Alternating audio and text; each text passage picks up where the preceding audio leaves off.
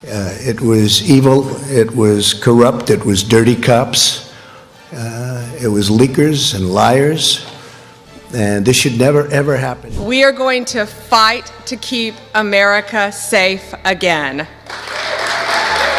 President Trump has prioritized tackling our nation's fentanyl crisis, and he has taken decisive action to fight it. The poison in the hallway. New York's fentanyl scandal. The crisis has many fronts. The southern border, the dark web, the forgotten alleyways of our towns. But this week, the crisis landed on the steps of power itself. It happened in New York City, a global symbol of commerce and democracy, in an area you'd assume was untouchable. On a cold Tuesday morning, an unprecedented operation unfolded. FBI and DEA agents, backed by a massive coordinated task force, breached the doors of the mayor's office. This wasn't a standard warrant. It was the climax of an investigation into one of the most audacious acts of civic corruption in U.S. history. The scope of the seizure, the numbers defy comprehension.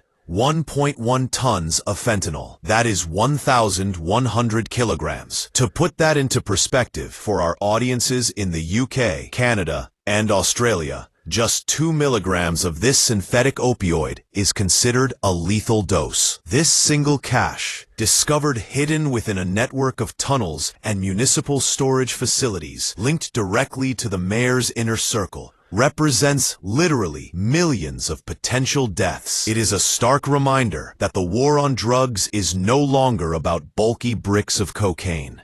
It's about a chemical weapon, easily manufactured and small enough to be smuggled in parcels and false-bottom suitcases. New York has long been the primary terminus of the Iron Pipeline, a drug route that pushes narcotics up the East Coast and across the continent. But this seizure shows the cartels are no longer just using the pipeline. They were running it from an office at its very source, the deep state of corruption. This investigation, dubbed Operation Clean Sweep by the Organized Crime Drug Enforcement Task Force, OCDETF, didn't start with the mayor. It began as a routine wiretap on a mid-level distribution ring in the Bronx. But the paper trail, meticulously followed by the FBI's Public Corruption Unit, led them higher and higher, past commissioners, past major donors, and straight into City Hall. The mayor and his closest aides are now facing charges of racketeering, drug conspiracy,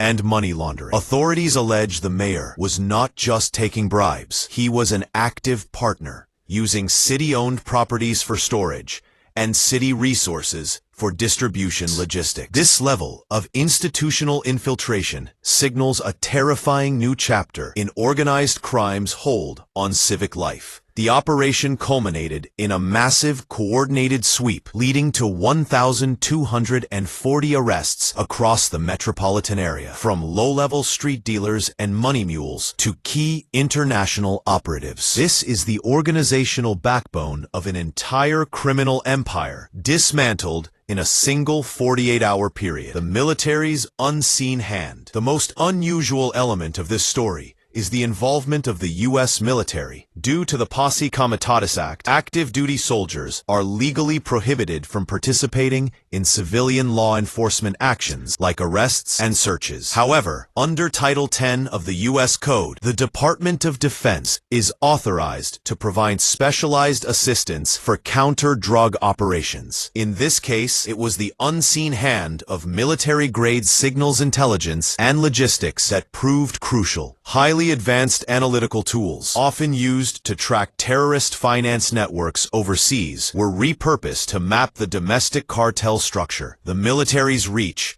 provided a crucial aerial and communications umbrella, ensuring the safety of the federal agents on the ground and preventing the 1,240 targets from being tipped off. This fusion of law enforcement and military intelligence shows the severity of the threat. It is now being treated as a matter of national security, not just criminal justice. A tipping point for the families devastated by the opioid crisis. This unprecedented operation represents more than a victory. It is a moment of hope. The arrests will undoubtedly create a temporary vacuum in the drug trade, but the reality remains. While the mayor's office may be clean for now, the source of the poison, the demand, and the international cartels remains. This week, the veil of corruption was lifted, but the long, relentless war against fentanyl is far from over. We will continue to track the trials and the fallout from this extraordinary operation. You can see a summary of the current major drug busts in this video. AG Pam Bondi announces largest fentanyl bust in U.S. history.